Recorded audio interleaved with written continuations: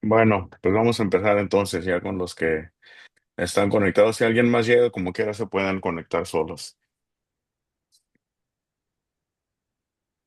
A ver, primero preguntas, ¿en qué nos quedamos la semana pasada? Modos normales, modos normales. ¿Víctimas o voluntarios? Quedamos Bueno, en la no, parte de los modos verbales, ¿verdad? sí, Ya ahí el indicativo, imperativo, subjuntivo y optativo, ¿verdad? sí. Eso no fue lo que nos quedamos, eso fue la tarea que teníamos que sacar. Bueno, ajá, nada más para recordarles, ¿verdad? Si ustedes se acuerdan, hay una pantalla, bueno, Estera. Hablamos, ¿verdad? Que en el griego, pues básicamente hay cuatro modos verbales, siete tiempos verbales y tres voces verbales. No sé por qué me equivoqué, pero en esta parte o en esta pantalla o diapositiva, sí puse las tres voces verbales con el nombre correcto, ¿verdad? Que es la activa, la pasiva y la media, pero por alguna razón cuando lo había puesto en la última, donde ya hablamos en sí de de las voces verbales, acá abajo le había puesto, se quedó subjuntiva, ¿verdad? O subjuntivo en lugar de media, pero esas son las tres voces, la activa, la pasiva y la media. So, básicamente la activa es cuando el sujeto es el que está realizando la acción. En la pasiva, la acción la está recibiendo el sujeto.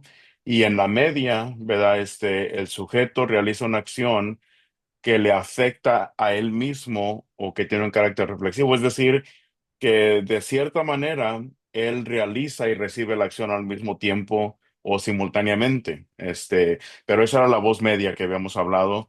No sé, como les digo, yo sé porque cuando copié esta parte, como fue no, esta no fue la que copié, había copiado esta diapositiva y como eran tres voces, pues cuando lo cambié, arriba le puse la pasiva, la segunda le puse, no, activa, pasiva, y luego en el tercero dejé subjuntivo, no lo cambié a media, ¿verdad? Pero las voces es como están en la diapositiva esta anterior, que son la activa, pasiva y la media.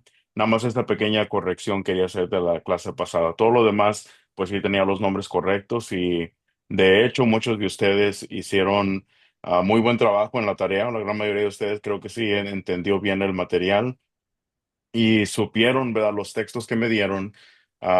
Algunos incluso fueron más allá porque si me daban el indicativo, el subjuntivo o el optativo, todo lo que tenían que hacer era solamente darme el texto y poder argumentar en por qué razón ustedes consideraban que ese texto era uno de esos tres modos verbales. El único que sí les había pedido yo que me dieran todo, el tiempo, el modo y la voz, era si me daban el imperativo. Pero muchos de ustedes, incluso en el indicativo, subjuntivo y optativo, me dieron todo. Entonces eso implica, ¿verdad?, que hicieron un poquito más allá del trabajo que era requerido y pues les agradezco por ello que eso me da a entender que sí se entendió bien el tema. Antes de iniciar la siguiente parte, ¿alguno de ustedes tiene alguna pregunta en una de estas tres partes que analizamos en cuanto a la implicación? Pero no la implicación, sino la declaración directa. ¿Nadie? ¿Todos bien? Wesley, si alguien levanta la mano, tú eres el que va a estar mirando ahí también para atrás y todo. Ok. Bueno. Bueno, entonces recuerden, yo hasta ahorita lo que hemos mirado es prácticamente cómo nosotros para cualquier asunto de la Biblia tenemos autoridad de parte de Dios para hacerlo. Ya miramos primeramente el ejemplo, ¿verdad? Que en la Biblia obviamente tenemos relatos de muchas acciones o acontecimientos, pero ya miramos que hay ciertas características que vienen a identificar lo que es un ejemplo. Y un ejemplo, pues obviamente es para imitar o para evitar hacer lo mismo que se había hecho. Entonces, en ese sentido, una manera como Dios nos aprueba para que hagamos algo es a través del ejemplo. Segundo lugar, miramos que Dios aprueba también por medio de la implicación. Aquí es donde ya va a entrar mi razonamiento humano y hay dos maneras en cómo yo puedo llegar a obtener o a sacar una inferencia. Recuerden, Dios hace la implicación en su palabra y yo a través de mi razonamiento vengo entonces a obtener una inferencia y esa inferencia lo puedo hacer de una de dos maneras, ya sea a través del método deductivo en el cual tengo ciertas verdades, ¿verdad? Una premisa mayor, una premisa menor y de estas yo vengo entonces a sacar una conclusión. Ese es el modo deductivo. El modo inclusivo es la manera como nosotros obtenemos enseñanza para lo que es, por ejemplo, el plan de salvación. ¿Verdad? En el plan de salvación, yo vengo a mirar, por ejemplo, en el libro de los Hechos, todos los casos de conversión. Yo voy tomando nota de todos los datos que voy encontrando en cada caso de conversión y de ahí entonces yo vengo a sacar conclusiones de todos esos datos. Ese es el método inductivo. Y entonces son las dos primeras maneras que miramos, el ejemplo y la implicación. Y la tercera manera que Dios viene a darnos autoridad por medio de su palabra para todo asunto religioso y personal es a través de la declaración directa, declaración o afirmación directa. Y como ya lo miramos ahí en la pantalla, esto lo hace Dios por medio de cuatro modos verbales.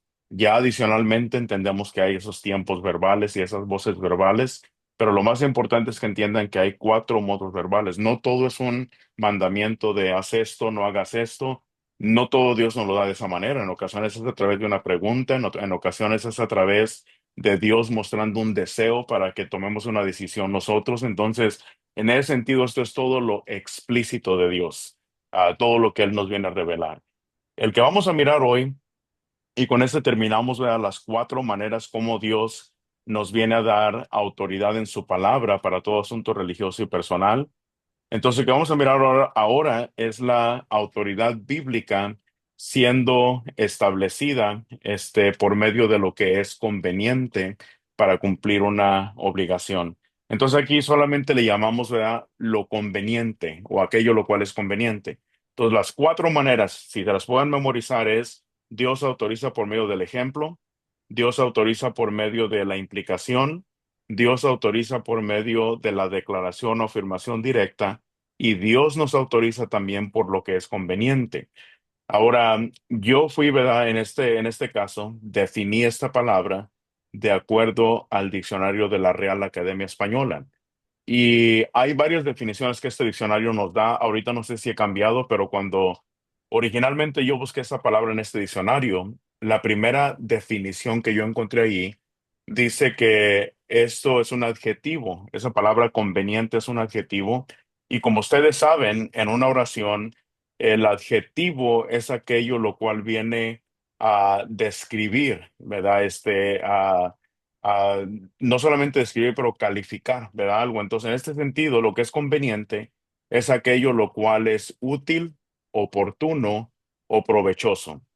Ahora, algo importante que tenemos que entender en cuanto a la manera como Dios aprueba a través de lo que es conveniente, es que aquí Dios viene a permitir que nosotros hagamos uso de nuestro juicio humano.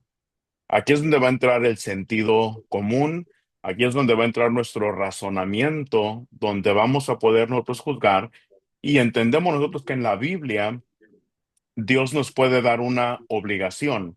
Es decir, Dios nos da algo que Él espera que nosotros cumplamos, un mandamiento, una expectativa, pero Dios no me da los detalles paso a paso en cómo Él espera que yo venga a cumplir esa obligación que Él me da. Y por lo tanto, como Dios no me da los detalles o los pasos o la manera en cómo yo voy a cumplir esa obligación, entonces aquí, ¿verdad? Dios me autoriza a que yo venga a envolver mi juicio humano para poder decidir cuál es la manera más eficiente para que yo venga a cumplir esa obligación. Voy a hablar solamente yo de un ejemplo en esta tarde. Ahora, algo también que hay que recordar es que todo lo que sea conveniente o todo medio conveniente, como puse ahí en la parte número 3, debe de estar en armonía con las escrituras. Es decir, sí, Dios me da un mandamiento, Dios me da una obligación, una expectativa, y cuando yo venga a emplear mi juicio humano para cómo voy a cumplir ese mandamiento, esa obligación que Dios me da, yo me tengo que asegurar que yo no venga ponerme en contra de algo que la Biblia me muestra en cuanto a un mandamiento de la Biblia. El propósito aquí, ¿verdad?, es que me venga a dar una ventaja que me ayude a poder avanzar o eficientemente cumplir esa obligación que Dios espera de mí. Entonces, en este caso, lo que es conveniente, ya hablando de la iglesia en general, obviamente si hubiera ancianos, los ancianos son quienes van a decidir la manera más conveniente de que la iglesia venga a cumplir una función o una obligación que tiene delante de Dios. Obviamente, en la ausencia de ancianos, quien se encarga de hacer esto, pues va a ser el evangelista o el predicador o los hermanos quienes están liderando cierta congregación. Pregunta hasta aquí. ¿Todos bien? Wesley, tú me tienes que decir, ¿todos bien? Ok. Todo bien. Bueno, bueno, entonces lo último que voy a poner aquí es que ah, lo conveniente, y esto sí quiero que quede bien claro, lo que es conveniente es una ayuda. Y esa parte hay que entenderla, es una ayuda. Y una ayuda no es lo mismo que una añadidura. Entonces, lo conveniente es una ayuda, lo conveniente no es una añadidura, porque recuerden, Dios no nos autoriza que le añadamos ni le quitemos a nada de lo que Él nos está mandando. Sin embargo, Dios sí nos autoriza que nosotros podamos buscar ayuda o una ayuda en cómo cumplir lo que Él está esperando de nosotros. Entonces, en esta área de lo que es conveniente, caen muchas cosas para las cuales no tenemos, tenemos el mandamiento, pero no los detalles en cómo Dios está esperando que cumplamos esa función o esa obligación. Voy a dar un ejemplo. Por ejemplo, nos tenemos una obligación de parte de Dios de congregarnos como iglesia. Yo les hago la pregunta a ustedes, ¿qué textos de la Biblia nos enseñan que nosotros tenemos que congregarnos? Angie, un texto en el cual Dios me dice a mí que yo me tengo que congregar, o textos en los cuales de alguna manera Dios me enseña que yo como cristiano tengo una obligación de congregarme. Nada más uno. Que sí me sé uno, pero no me sé como el la cita. Híjole, pues Sí, ahí está el detalle. Bueno, a ver, dime lo que dice y Juan te va a ayudar a buscar en la cita. ok, pues el que dice que nos debemos de congregar todos los días, no como no por costumbre ay, no sé. Pues No dejar dejar de congregarse. Daniela, Daniela hace. No dejar de Hebreos sí. 25, sí. Bueno, Hebreos 10:25, ¿verdad? Ahí sí Dios nos da una obligación que tenemos. ¿Cuál es la obligación? Mi obligación es que yo no puedo dejar de congregarme. Y Dios me dice, ¿verdad? Y claramente en Hebreos 10:25, no dejando de congregarse como algunos tienen por costumbre. Bueno, ¿qué hay, por ejemplo, de Primera de Corintios capítulo 16, versículo 1 y 2? ¿Qué dice ahí? ¿Te acuerdas, Wesley? Primera de Prime- Corintios. Primera de Corintios 16, 1 y 2. No digo que lo busques, ¿qué Oh, dice? sí, Te estoy sí, sí, sí, preguntando. sí, sí, sí. Es de la cena, de la ofrenda. La 16 ofrenda. Así es, cada en primera cuanto de a la lo, semana. ándale, en cuanto a la ofrenda para los santos, haced vosotros también de la manera que ordenan las iglesias de Galacia. Versículo 2, cada primer día de la semana. Entonces ahí tengo una obligación, ¿verdad? Ya Hebreos 10:25 me dice que yo no debo de congregarme, o no debo dejar de congregarme, como algunos tienen por costumbre, una obligación de no dejar de hacer algo. Segundo, yo vengo a mirar Primera de Corintios 16:2 y ahí me dice que cada primer día de la semana, cuando estoy congregado con la iglesia, yo debo de poner aparte algo. Bueno, también que hay de Hechos 27, ya hablamos de ese, ¿verdad? En Hechos capítulo 20 y versículo 7 dice ahí que el primer día de la semana estaban reunidos los discípulos para hacer, ahí nos menciona dos cosas, para partir el pan, obviamente la cena del Señor, y también para que Pablo les predicara, Pablo enseñaba. Bueno, miramos ahí entonces que cuando se congregaba la iglesia para partir el pan, primer día de la semana. Entonces miramos que la iglesia estaba congregada. La pregunta ahí es, Maribel, dónde estaban congregados en Hechos capítulo 20 y versículo 7, porque 1 Corintios 16:2 solamente me dice que debo de poner algo aparte cuando estoy congregado, no habla de ningún lugar. Ah, Hebreos 10:25 solamente me dice no dejar de congregarme, no me dice ningún lugar, pero en Hechos 27 sí se me menciona dónde estaban congregados, Maribel, Porcentaje. en el aposento alto. Ahora, eso implica que la iglesia en ese lugar tenía un lugar dedicado en el cual ellos solamente el primer domingo, el primer día de la semana era cuando ellos se congregaban. ¿Cómo sé que la iglesia ahí, Miguel, cómo sé que la iglesia en ese lugar solamente se congregaba el domingo? ¿Qué parte de ahí de ese texto me viene a mostrar que la iglesia no se congregaba ningún otro día, sino solamente el domingo? Porque lo dice bien claro, ¿no? Como se congregaban en otro pasaje, lo dice claramente que se congregaban el primer día de la semana, pues es asumir que también en los otros lugares se congregaron el mismo tiempo, ¿no? Bueno, pero había otros lugares que se congregaban más días que solamente el domingo.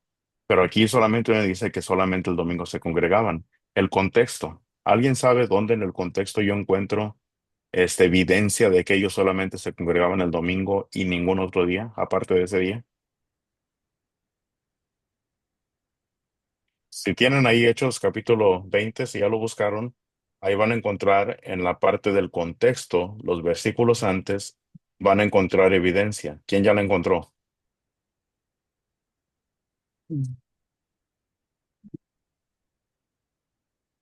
Versículo 6. Noten lo que es el versículo 6. Y nosotros, Hechos 26, pasados los días de los panes sin levadura, navegamos de Filipos y en 5 días nos reunimos con ellos en Troas. Esa congregación estaba en Troas. Dice la última parte, donde nos quedamos 7 días.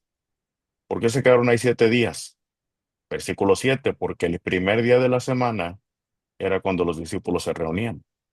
Por esa razón es que Pablo, junto con los demás hermanos, cuando llegaron allá a Troas, tuvieron que esperarse 7 días hasta que llegara el domingo, porque ese domingo era el único día que la iglesia se congregaba y la iglesia sí tenía un lugar, ese aposento alto en el cual ellos se congregaban. Ahora, obviamente tenemos más textos, ¿verdad?, que nos hablan sobre esto. Por ejemplo, tengo aquí yo Hechos capítulo 2, versículo 42 y el versículo 46. Este sí quiero que lo lean conmigo. Hechos capítulo 2, versículos 42 y el versículo 46. Lili, si puedes leer el versículo 42 y Elizabeth el versículo 46. Perseveraban en la Hechos, doctrina ajá. y perseveraban en la doctrina de los apóstoles, en la comunión unos con otros, en el partimiento del pan y en las oraciones. Y perseverando unánimes cada día en el tiempo y partiendo el pan en las casas, comían juntos con alegría y sencillez de corazón. ¿Qué palabras se repiten en ambos textos? Ah, Perseveraban. En primer lugar, el versículo 42 me dice en qué, cuáles eran las cosas en las cuales la iglesia primitiva perseveraba. Y las cosas en las que ellos perseveraban era la doctrina de los apóstoles, la comunión unos con otros, el partimiento del pan y en las oraciones. El versículo 46 me dice dónde y cuándo. Versículo 46 dice perseverando unánimes cada día en el templo. Esto era todos los días, cada día en el templo. Y dice la segunda parte, y partiendo el pan en las casas, comían juntos con la iglesia sencillos de corazón. Bueno, yo en estos dos textos encuentro evidencia de que la iglesia en el primer siglo hacía ciertos actos de adoración, obviamente todos los actos que ya mencionamos, pero también menciona dónde y cuándo ellos lo hacían. Y ellos lo hacían cada primer día de la semana en el templo y en las casas. Entonces, ¿qué encuentro yo? Según cuando yo vengo a juntar todos estos textos, vengo a encontrar estas cosas, que la iglesia desde el primer siglo me muestra que podía haber, bueno, no miro ahí que se compró un edificio, pero sí miro que había un lugar donde ellos se congregaban, ¿verdad? Por ejemplo, pudo haber sido algún lugar rentado.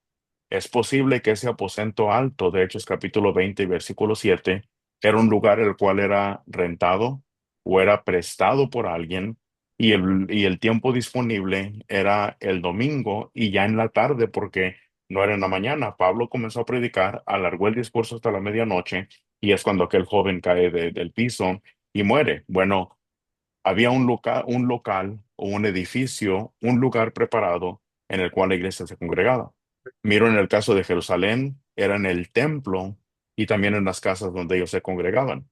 Cuando yo pongo mi razonamiento humano a trabajar, entonces yo entiendo que la obligación que yo tengo como cristiano es de congregarme con la iglesia cada vez que la iglesia tiene una reunión. Segundo, que la iglesia debe de tener un lugar en el cual la iglesia viene a congregarse. Y ese lugar no es específico a un solo lugar, sino que puede ser un edificio, puede ser un hogar, o puede ser en el caso de Lidia. Ustedes van a mirar que Pablo fue para el río, ahí encontró a Lidia, era donde estaban adorando a Dios. Entonces, el lugar, ¿verdad? Es un lugar que la iglesia designa. Entonces, aquí es donde entra el área de lo que es conveniente. Dios da una obligación que tenemos que congregarnos.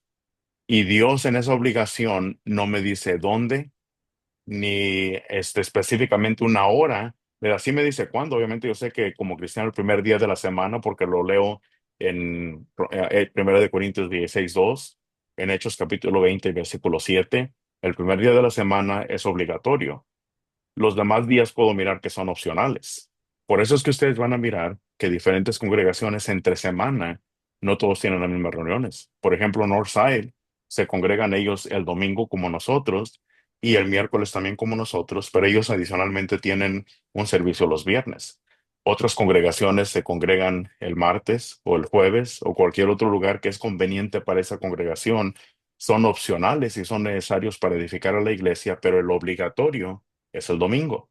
Ahora, aquí entonces encuentro yo la obligación, que la iglesia tiene esa obligación de congregarse el primer día de la semana, domingo. ¿Dónde? Esa es la parte que Dios deja en lo que es conveniente para esa congregación. Si es una congregación que apenas está empezando, puede empezar en una casa. Si esa congregación más adelante comienza a crecer y en esa casa ya no caben, bueno, pueden ellos rentar un edificio.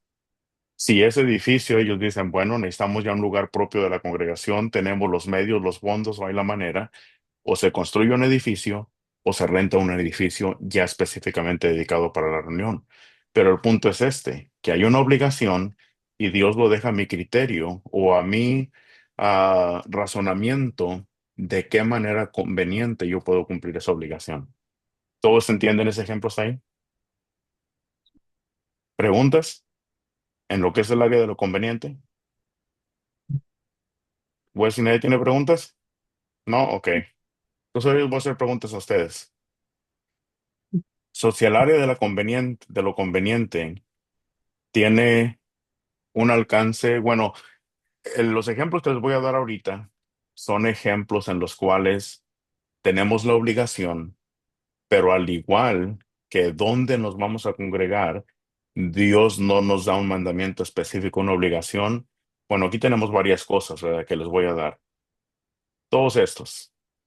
Ya los edificios ya lo miramos, ¿verdad? ¿Cómo justificamos tener un edificio cuando en la Biblia no dice que nosotros nos debemos de tener un edificio para la iglesia? Es más, ¿por qué tenemos un bautisterio? ¿Cuál es el propósito o cuál es la razón que tenemos un bautisterio? ¿Dónde en la Biblia encontramos un edificio que tuviera un bautisterio? Juan, ¿dónde en la Biblia encontramos un edificio que tuviera bautisterio? Bueno, pero creo que no hay. No lo hay, ¿verdad? Por lo menos yo en Hechos no puedo encontrar ninguno. Lo que yo sí sé es que la iglesia cuando bautizaban, usaban, por ejemplo, un río, ¿verdad? Diferentes lugares donde se bautizaban, pero nunca se menciona que un edificio tuviera un bautisterio. No, sin embargo, nosotros sí lo tenemos. ¿Por qué? Porque hay un mandamiento de parte de Dios, que tenemos que bautizar, tenemos que ser bautizados, y entonces una manera eficiente en la cual es una ayuda, no una añadidura, ¿verdad? Es una ayuda, porque el mandamiento de Dios dice que tenemos que bautizar a alguien y la ayuda es, bueno, Si estoy en Houston, obviamente hay mucha agua alrededor de Houston, pero ¿qué si estamos en un lugar en el cual no hay mucha agua cerca para llevar a una persona a bautizarla? Bueno, es la importancia del bautisterio, ¿verdad? Algo conveniente para cumplir un mandamiento que Dios nos ha dado. En todos estos, como esta parte es bien sencilla y ya se las mostré, aquí les voy a dejar tareas individuales. Es más, de hecho, los voy a dejar que trabajen en equipo. Este, y de hecho voy a dejar que uno de ustedes me ayude porque puede mirarlos a todos ahí. Ah, Juan, así te voy a poner. Tú desígname dos personas que me den, primero te voy a asignar el tuyo y a ti te voy a asignar con Maribel porque pues así pueden trabajar juntos. Quiero que ustedes me digan, así como yo expliqué lo de los edificios, los mandamientos que tenemos de parte de Dios para congregarnos y luego usamos el razonamiento en por qué podemos reunirnos en una casa, en un edificio, en un lugar rentado. Tú y Maribel me van a mostrar lo de las copas individuales para la cena del Señor. Entonces, ese es el tuyo. De todos los demás, yo quiero que me des por parejas dos y verlos diciendo. Y Wesley, tú los vas a ir apuntando para que me mandes la lista más tarde. Entonces, Juan y Maribel tienen, ¿por qué usamos copas individuales? ¿Se acuerdan? Este es un punto bien importante porque aquí es donde los Santis, los hermanos Santis, luchan mucho con esto, que se tiene que tomar, no todos, ¿verdad? Los Santis, porque no todos son iguales, no todos creen lo mismo, pero muchos de ellos enseñan que se tiene que tomar la cena del Señor en una sola copa. Yo he ido a congregaciones donde toma la cena o el jugo en una sola copa. Ese le va a tocar a Juan y los santis se le van a echar encima. Así es de que, Juan, ahora sí tú repártele a los demás.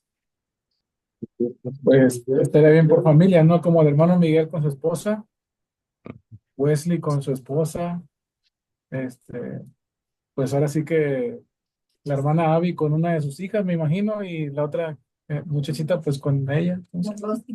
Una Rosa con y Rosa. Sí. Daniela y Rosa, y allá, ¿cómo le hacemos allá? A los suegros los pones juntos, al hermano Arturo y al hermano Jorge. Ah, ok, y está la hermana Abby, Una mano más. Ah, no, sí, no. está la hermana Marta. La hermana, ya la hermana Ada. Con el sí. hermano Castillo. Ahí están en la clase también. No, pues no está. Ya.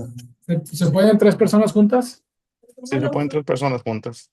Ah, pues allá atrás, el hermano Jorge, hermano Arturo y la hermana Ana. Mira, la hermana Ada ponla con Daniela y con Ah, y con Rosa. Rosa. Ok. Sí. Y el hermano Castillo está conectado. El hermano Castillo puede hacer la tarea junto con el hermano Jorge y el hermano Arturo. Ah, ok. Ahora sí, repárteles. Oh, yo tengo que repartir. Sí, tú mero. Ese, bueno, Ok, hasta pues nada más voy por orden. Entonces, las clases separadas, Wesley, con Lily, escuelas o talleres de canto, hermano Miguel, los himnarios, la hermana Abby con su hija, líderes de canto, hermano Jorge. ¿Líderes de canto? Sí. Canto de invitación, la hermana Ada con las muchachitas, y ya, ¿no? Ajá. Bueno, entonces yo le voy a agregar extra. ¿Quién tiene los líderes de canto? Al que le tocan los líderes de canto le van a tocar también Bueno, las Jorge. charolas para la ofrenda y los pizarrones y proyectores. Eso se los voy a dejar. Me ¿A dice, quién? bueno. ¿A quién? A ver, ¿quién tiene escuelas y talleres de canto? ¿Das y uno? Yo lo tengo No, acá. no, ese de las escuelas es mejor por sí solo, porque sí. Ese sí es una doctrina que es muy atacada otra vez también por el lado de los antis, ¿verdad? Que ellos dicen que las escuelas bíblicas no, perdón, sí, las escuelas de predicación no son bíblicas. Ellos dicen que no hay autoridad de parte de Dios y el argumento que ellos presentan es que no hay ejemplo, no hay implicación y no hay mandamiento o declaración directa que muestre que debe haber escuelas de predicación. Sin embargo, ¿verdad? Eso se justifica por medio del área de lo que es conveniente, pero ahí hay que sacar más información. Entonces, ese por sí solo. los himnarios. Al que le tocaron los himnarios, le van a tocar los pizarrones, proyectores y todo lo que es similar. ¿Ok? Entonces, Wesley, más tarde me mandas esa lista. Ok. Bueno, entonces para avanzar un poquito más, ahora vamos a pasar a otra área. Aquí ya cumplimos, con esto culmina lo que son las 4 áreas o 4 maneras como Dios autoriza. Ahora vamos a entrar a una sección nueva que los que tomaron la clase de hermenéutica hace 5 años, esta es una sección que no estaba incluida, ¿verdad? La lección sobre las reglas y reglas para el significado de palabras y expresiones. Aquí, obviamente, cuando yo abro la palabra de Dios, en cualquier página que yo la encuentre, obviamente yo voy a encontrar palabras y esas palabras están combinadas en un orden que vienen a expresar una idea, un pensamiento o una instrucción. Entonces, la pregunta, cuando yo leo la Biblia, ¿de qué manera vengo yo ahora sí a analizar cada palabra? ¿Cómo llego a entender el significado de palabras individuales? ¿Y cómo yo aprendo el significado de una expresión, la cual es una combinación de varias palabras en un cierto orden?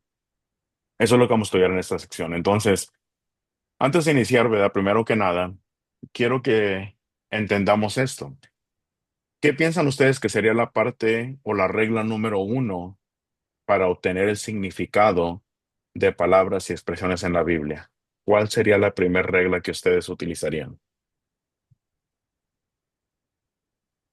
Lily, ¿cuál sería la primera regla que tú utilizarías para poder obtener el significado de palabras o expresiones en la Biblia?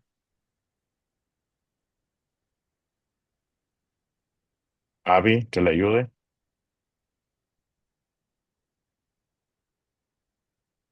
Compararlo Rosa, con, ¿cómo? compararlo con otro texto. Compararlo con otro texto, ¿esa sería la primera regla? No. Bueno, ok. ¿Quién más? ¿Alguien que piense diferente? Utilizar contexto. Utilizar el contexto. Esa es la primera que hay que utilizar. Si voy a estudiar una palabra, el significado de una palabra o el significado de una frase, yo tengo que familiarizarme con el contexto. Pero en el contexto quiero empezar con esto, ¿verdad? Porque obviamente ustedes van a empezar a mirar al contexto. A veces en el contexto vamos a encontrar nosotros que el autor nos viene a revelar o nos viene a dejar datos que llamamos incidentales. Maribel, ¿qué entiendes por eso? Datos incidentales o información incidental.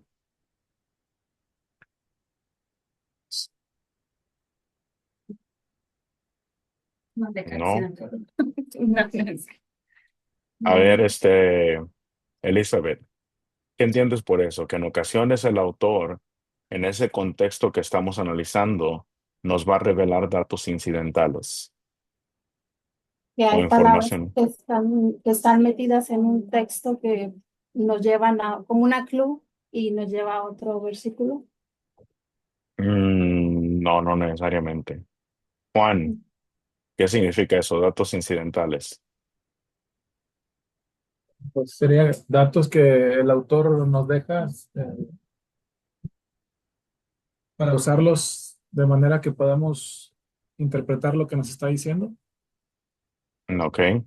Bueno, un dato incidental lo pongo aquí porque es un dato, ¿verdad? Que no es parte, como dijéramos, principal de lo que él nos está dando, pero incidental es como de manera accidental, ¿verdad? Algo que en el proceso de revelarnos una cierta información, eso viene a caer ahí como parte de esa revelación. Por ejemplo, mira, para que lo podamos entender, les voy a dar varios ejemplos. Vamos a empezar con el primero. Bueno, antes de que lo miren, yo les hago la pregunta. Cuando Moisés y Aarón fueron para Egipto y llegan y se presentan delante de Faraón, hubo unos magos que se les opusieron. Ustedes recuerdan, ¿verdad? ¿O todos recuerdan esa parte? Llegan Moisés y Aarón a Egipto, Dios ya les dio las señales que van a presentar delante de Faraón, pero Faraón tenía ahí ciertos hombres magos, que cuando Moisés y Aarón hacían ciertas cosas, estos hombres las copiaban, hasta que eventualmente ya no pudieron. Todos se acuerdan de esa parte, ¿verdad? Bueno, ahora la pregunta, ¿cómo se llamaban esos hombres? Mago. No, el nombre de ellos, el nombre de ellos personal, Janes y Jambres. Janes. Janes y Janes. Jambres, Janes y Jambres. Pero el Antiguo Testamento no nos lo dice. Pablo nos dice, de hecho ustedes van ¿verdad? Para segunda, Juan es rápido para mirar, ¿verdad? Lo miró ahí los nombres o ya te lo sabías, Juan. No, el Nuevo Testamento sí, Pablo los menciona por nombre. Así es, el Ah, Nuevo Testamento lo Primera carta a menciona. Timoteo. En Ajá, Timoteo parece. sí. Segunda de Timoteo está en la pantalla, no sé si lo puedan mirar. ¿Puedes está la pantalla ahí mostrándolo? A ver. Yes. Sí, ok. Sí, sí Segunda de está. Timoteo, si ustedes van a Segunda de Timoteo, capítulo 3 y el versículo 8, eso es lo que llamamos datos incidentales, ¿verdad? A Pablo. ¿Qué era lo que Pablo estaba hablando ahí en este texto? Noten lo que es el versículo 1 y el versículo 2. Segunda de Timoteo 3, 1 y 2. También debes saber esto, que en los postreros días vendrán tiempos peligrosos, porque habrá hombres amadores de sí mismos, ávaros, vanagloriosos, soberbios, blasfemos, desobedientes a los padres, ingratos, impíos. Y comienza el apóstol Pablo a hablar, ¿verdad?, de características de estos hombres. Pero, ¿qué es lo que es el tema que está hablando el apóstol Pablo? Está hablando de aquellos hombres que en esos tiempos peligrosos iban a venir y nos está describiendo cualidades de esos hombres que iban a causar daño dentro de la iglesia. Ese es el punto principal que está hablando el apóstol Pablo, o ese es el contexto. Un dato incidental es que en el versículo 8 cuando viene a comparar a esos hombres que él les llama ávaros, vanagloriosos, amadores de sí mismos, que pregonan la eficacia, ¿verdad? Perdón, que niegan la eficacia de la verdad. Pablo entonces dice, versículo 8 y de la manera que Janes y Jambres resistieron a Moisés, así también estos resistan a la verdad. ¿Cuáles estos? De los que está hablando en el versículo 2, versículo 3, versículo 4, versículo 5 y versículo 6. Está hablando de esos hombres. Y de manera incidental, Él nos da una información que no sabíamos. Y esa información que no sabíamos era una información del Antiguo Testamento, que aquellos hombres, por lo menos dos de los que se habían opuesto a Aarón y a Moisés, sus nombres eran Janes y Jambres. De otra manera, yo nunca hubiera sabido, ¿verdad? Porque ustedes pueden ir a Éxodo y pueden leer todos los capítulos de las plagas y nunca se nos dan los nombres de estas personas. Y de hecho no se nos dan todos. Pablo menciona dos de ellos, lo cual implica que probablemente Janes y Jambres eran los que más sobresalían de aquellos que estaban oponiendo a Moisés en ese tiempo. Ese es un dato incidental, pero porque aquí Pablo, eso no es lo que está hablando, eso no es el contexto. Él no está hablando de aquellos que se opusieron a Moisés, sino que nos da un ejemplo y en ese ejemplo nos tira ahí un dato incidental. ¿Sí lo entienden la ilustración? ¿Sí? Una ¿Todo bien? pregunta, Pablo. Ajá. Podemos comparar ese dato incidental como un dato único, porque si lo contrario de un dato incidental es un dato recurrente, ¿no? Que lo está diciendo, lo está mencionando la Biblia muchas veces. En este caso, como dice usted, lo pusieron en un accidente, fue algo único, que no lo había dado en el Antiguo Testamento, pero acá sí no lo menciona. Como, Ujú, sí, sí lo podemos poner como un dato único más o menos porque yo cuando entiendo la palabra incidental es algo que no es recurrente, ¿verdad? Si lo uso el día a día, ¿verdad? Porque si digo yo, aquí pasó una situación, es something incidental, ¿verdad? It's not ujú. something, it's a recurring issue, ¿verdad? Entonces, Sí, yo trato de ponerlo en lo que yo lo utilizo todos los días y para mí eso es lo que sobresale. El hecho que se dijo en 2 Timoteo 3:8, que dio los nombres, ¿verdad? Dio los ujú. nombres de estos dos personajes que no se dieron allá por consecuencia, por incidente, ¿me entiendes? Sí, sí, sí, me puedo dar a entender que es algo único, ¿verdad? Que no es recurrente, que se Bueno, puede dar. único en el sentido, ¿verdad? Si es la única vez que se revela o se Correcto. menciona esa parte, ¿verdad? Ujú. Pero más que nada, cuando hablamos de un dato incidental, estamos hablando de algo que se da, como dijéramos, no porque eso sea lo esencial para que nosotros entendamos de lo que Moisés está hablando, porque aquí, déjame lo cambio un poquito, ¿verdad? Aquí dice, y de la manera que Janes y Jambres resistieron a Moisés. ¿Qué si en lugar de decir de la manera que Janes y Jambres resistieron a Moisés, dijera de la manera que los magos de Faraón resistieron a Moisés? ¿Cambia de alguna manera el significado? No lo Sí, cambia, ¿verdad? Sigo entendiendo exactamente lo mismo. Yo sé quiénes son esos hombres. Información incidental es que aquí él me tira los nombres de ellos, ¿verdad? Pero sin embargo, esos nombres, en este caso pues, específico, no son necesarios. Son incidentales porque él me los da, pero no son necesarios 100% para que yo comprenda lo que él estaba hablando. Me pudo haber dado cualquier otro ejemplo de cualquier otra persona que se opuso, pero me dio el nombre de ellos. Sí, único en el sentido, como tú dijiste, que aquí es la única parte donde se mencionan los nombres de ellos, pero no, el propósito de un dato incidental es un dato que es dado como parte de el relato o como parte, como digamos, de la historia que nos está dando en ese momento o como parte de la enseñanza que se está dando. Solamente en ese sentido es un dato incidental. ¿Sí queda un poco más claro? sí, sí, sí. Ok. Bueno, otro ejemplo, para ilustrarlo un poquito más, creo que es sencillo, ¿verdad? Por ejemplo, Lucas capítulo 14 y versículo 34. Jesucristo menciona ahí, ¿verdad? Que, pero si la sal, dice él, pierde su sabor, pues entonces obviamente ya de nada sirve, sino para ser hollada o ser tirada o ser desechada. Bueno, ¿cuál es el dato incidental aquí? Que la sal puede perder su sabor. Ahora, yo les hago la pregunta a ustedes, ¿es posible eso, que la sal pierda su sabor?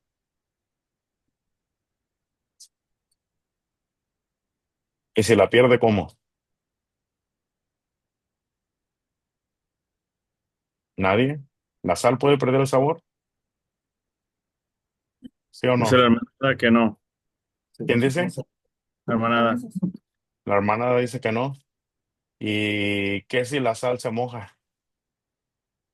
Se sale el agua, pero no se sale la sal. Bueno, no se desala. nosotros, bueno, les hago una pregunta. La sal que, la sal que todos usamos, ¿de qué color es? Blanca.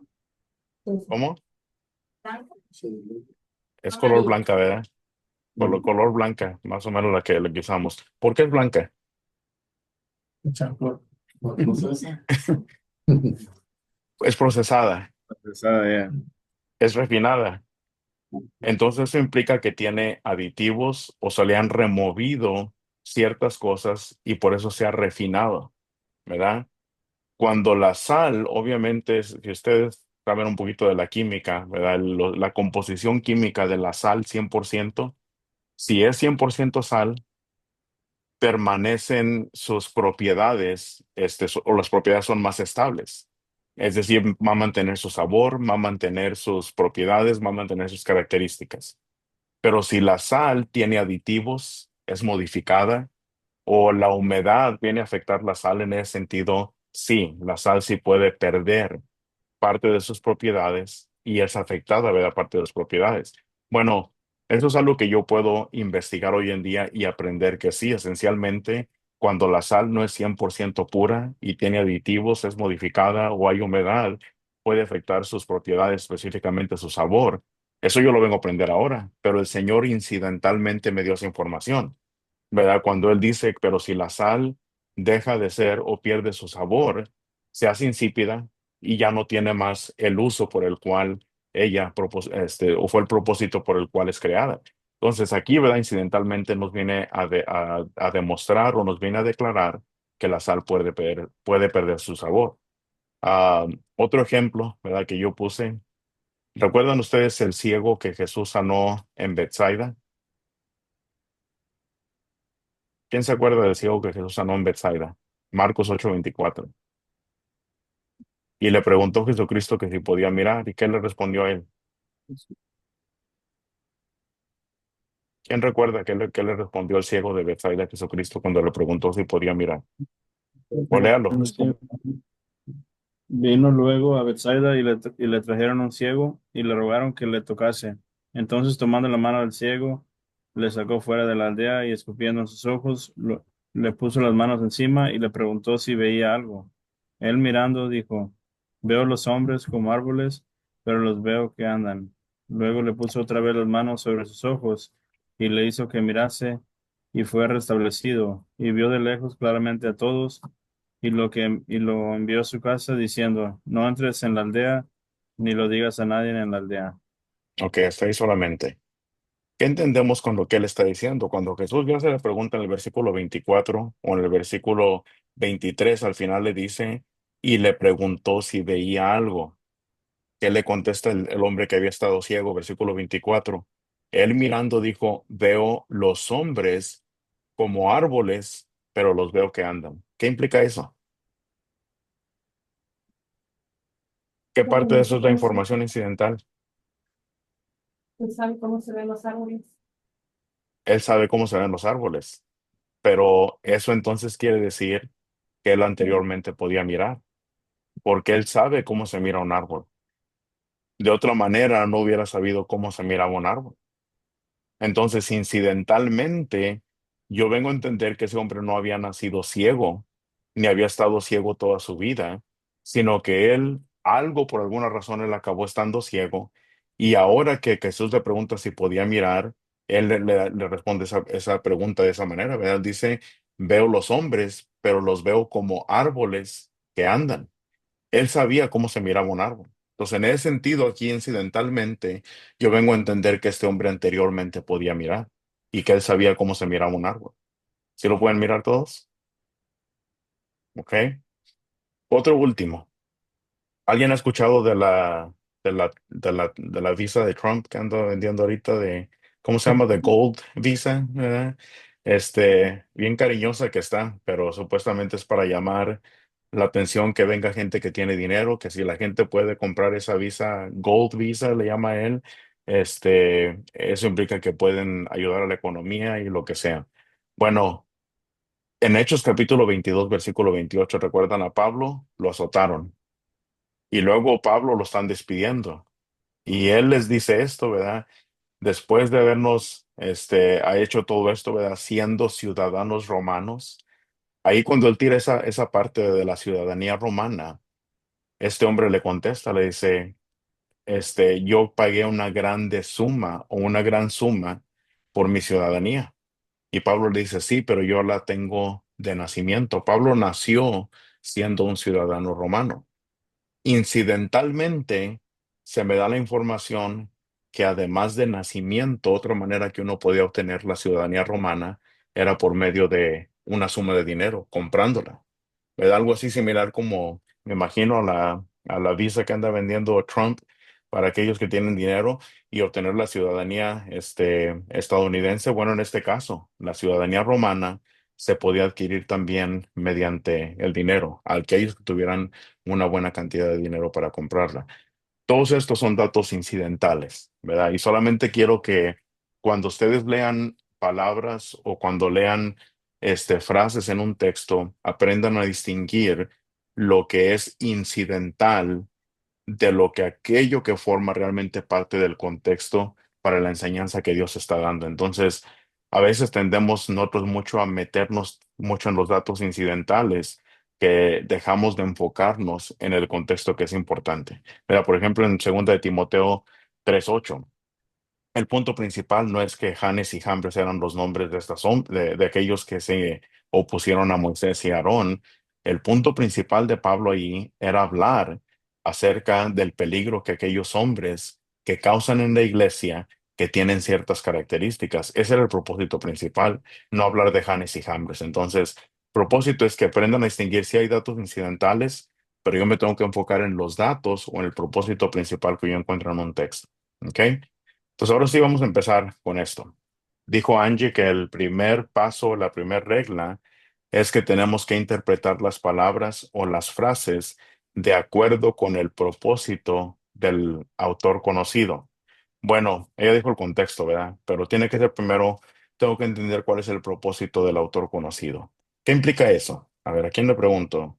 Miguel, ¿Cómo sabes tú cuál es el propósito de un escritor de la Biblia en lo que él está escribiendo? El propósito es dar a conocer lo que Dios le reveló, ¿no? Bueno, obviamente, pero hay muchas cosas que Dios le reveló. Entonces, en lo que él está escribiendo, ¿qué es lo que él está tratando de lograr? ¿Cuál es su Ah, que, propósito con lo que está escribiendo? que entendamos, ¿verdad? Hacer el mandamiento que se nos ha pedido, ¿verdad? Por medio de esa revelación de Dios, ¿no? ¿Ok? Digo yo. Ajá, bueno, por ahí vamos. Ok. Pero ¿cómo puedo yo saber exactamente cuál era su propósito original? La única Mm, manera sería preguntándole al autor, ¿verdad? Pero en este caso el autor, podríamos decir, ¿hay algún autor vivo de la Biblia que le podamos preguntar, cuando escribiste esta parte de Primera de Corintios, por ejemplo, a Pablo, o el capítulo 20 de Juan, puedo yo tomar esa posición y decirle, hey, ¿cuál era tu propósito cuando escribiste esto? Obviamente no están con vida, no les puedo preguntar a ellos directamente. Sin embargo, ¿verdad? El orador o el escritor en ocasiones, ellos sí nos declaran exactamente qué era lo que ellos querían lograr con el mensaje que estaban escribiendo o que estaban hablando.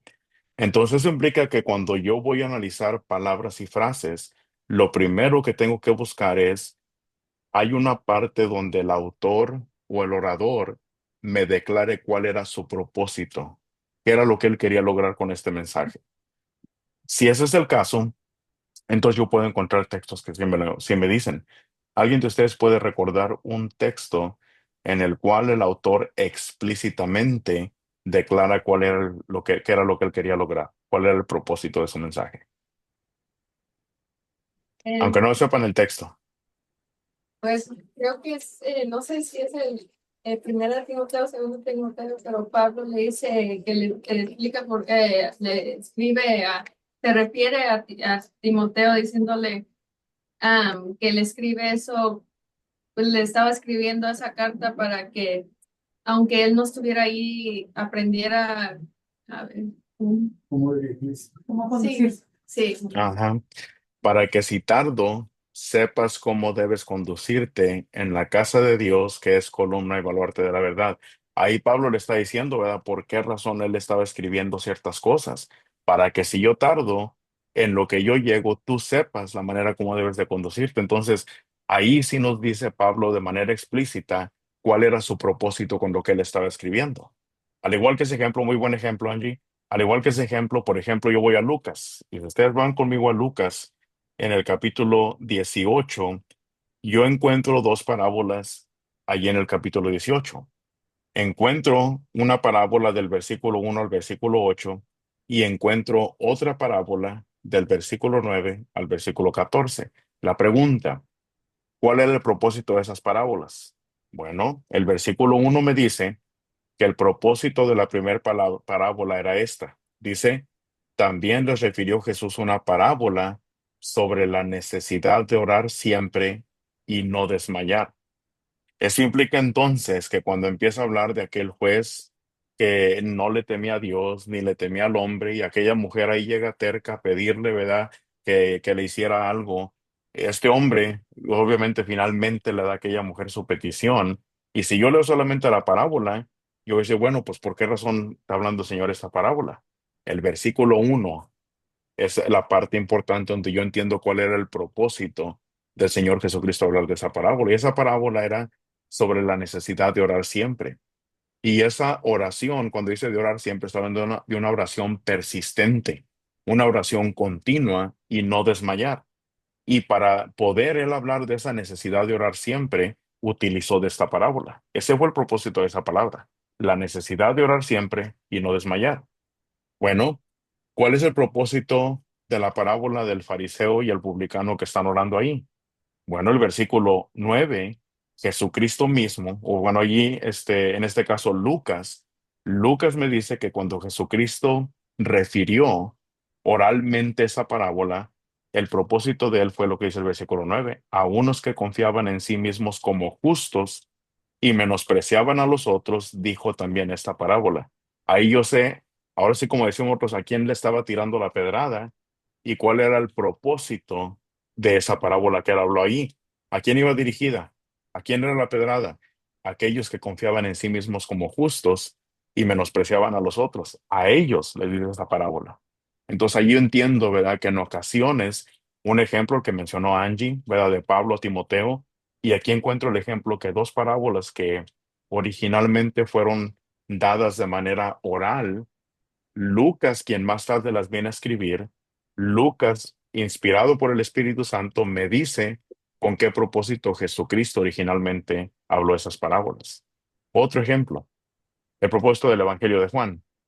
Dice Juan en Juan capítulo 20, versículo 30 y 31, que además de lo que él había escrito, había muchas otras cosas que Jesucristo había hecho, las cuales dice, si se escribieran, creo que ni en todos los libros del mundo cabrían.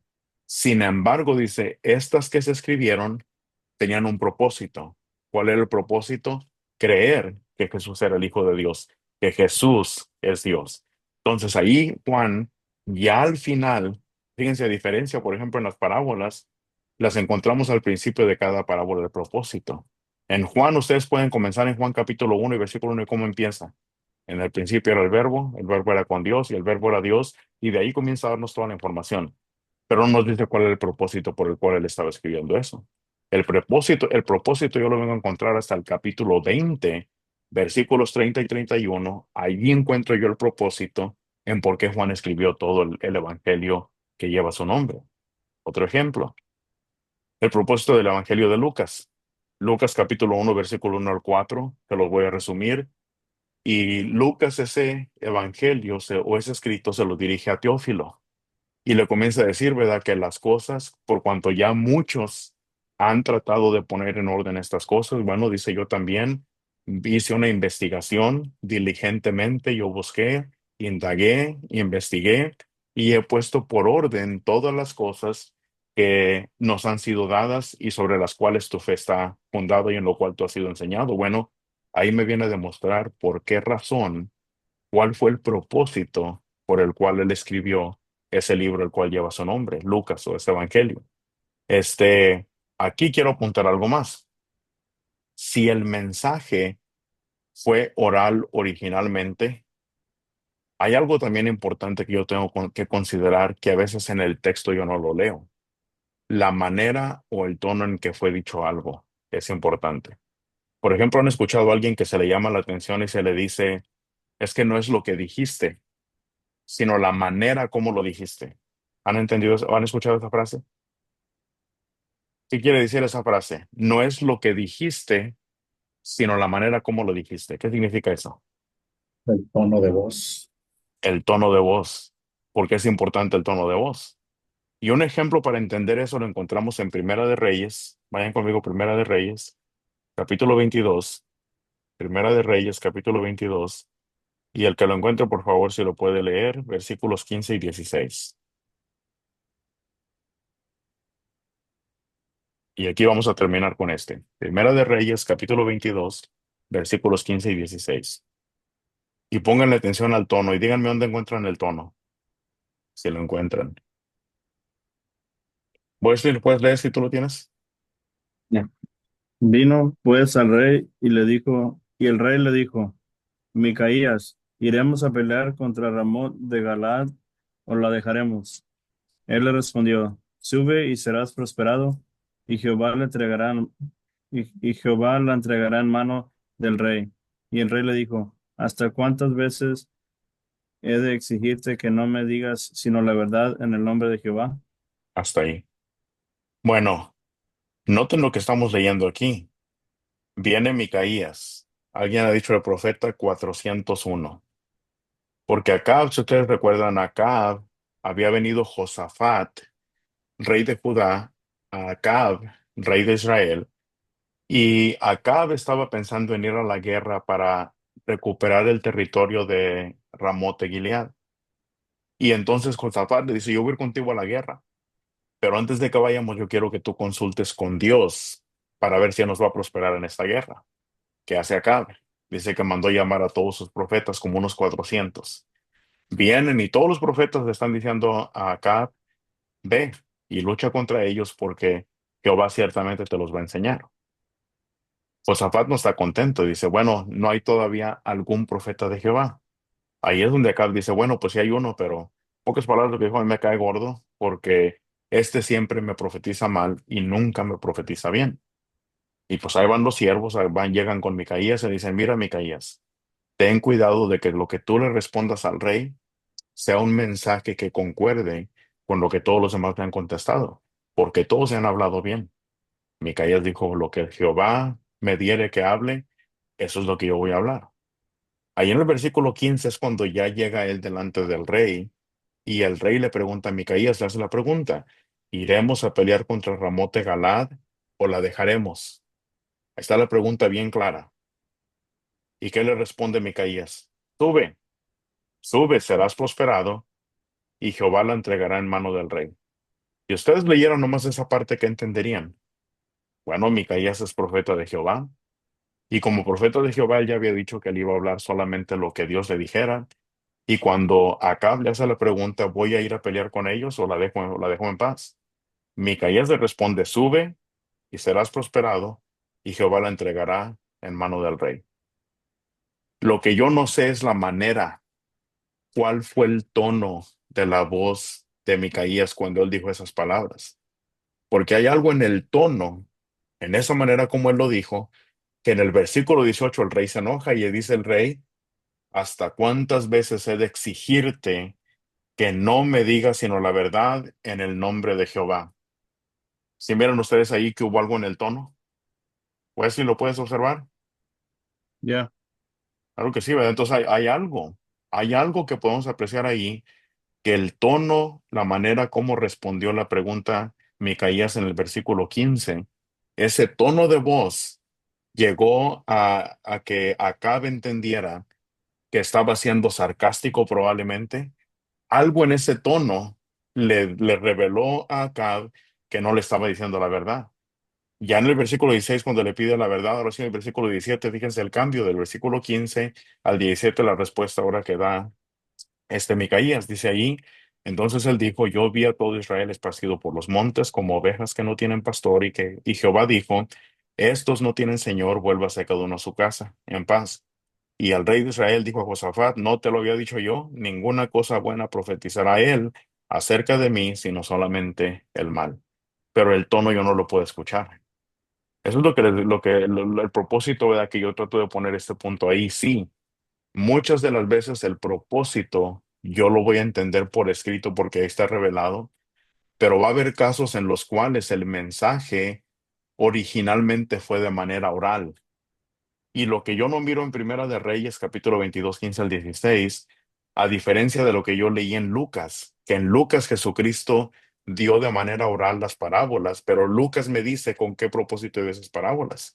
En Primera de Reyes no se me dice el tono, cómo respondió Micaías, sino que yo vengo a inferir que el tono que él utilizó fue un tono que llevó a Acab a darse cuenta que no le estaba diciendo la verdad en la primera respuesta que le dio. Entonces, ese tono, ¿verdad? Va a ser importante también. Y así como este pasaje, hay varios textos también que podemos encontrar, tanto, bueno, en el Antiguo Testamento más que nada encontramos eso, ¿verdad? Que hubo un cierto tono en el que se dijeron las cosas, pero ese tono se pierde cuando fue escrito. Y yo no puedo saber el tono, ¿verdad? Porque pues no estuve ahí en ese momento, pero sí puedo inferir que hubo un cierto tono en cómo se dijeron las cosas. Y pues aquí vamos a parar solamente, ¿verdad? Esta es la primera regla. Va a haber varias reglas que vamos a ir mirando, que tenemos que considerar para poder obtener el significado de palabras y de oraciones, pero aquí hemos mirado la primera. La primera regla importante, yo tengo que saber cuál es el propósito por el cual el autor originalmente escribió lo que él vino a registrar en la porción que él escribió. ¿Preguntas hasta aquí? ¿No? Y ya todos tienen la tarea. Bueno, entonces la tarea adicional a la anterior. Ahora cada uno de ustedes individualmente, la tarea es que me manden un ejemplo donde encuentran cuál fue el propósito del autor, por qué razón escribió o registró lo que está escrito. Y para que vean que soy buena gente, ahora no lo vamos a hacer solamente del Nuevo Testamento. Les voy a dar oportunidad de que lo hagan en el Antiguo o Nuevo Testamento, pero tienen que decirme claramente cuál fue el propósito del autor en la porción que ustedes están leyendo. Y la única cosa que sí les voy a pedir, que no sea ninguno de los que dimos en la clase. No pueden ser los que están en la pantalla y no puede ser el que Angie nos dijo. Ese no, esos no cuentan. Tiene que ser otro diferente. ¿Todos estamos bien? ¿Sí? Bueno, pues entonces si no hay nada más, pues es todo para la clase de hoy. Y primeramente Dios, la siguiente semana, pues nos estaremos mirando otra vez a las 2:30. Gracias a todos y que Dios me los bendiga. Pero igualmente. Ándale, So, miramos. Sí. Doble tarea, ¿no? Doble tarea, sí. Pueblo, el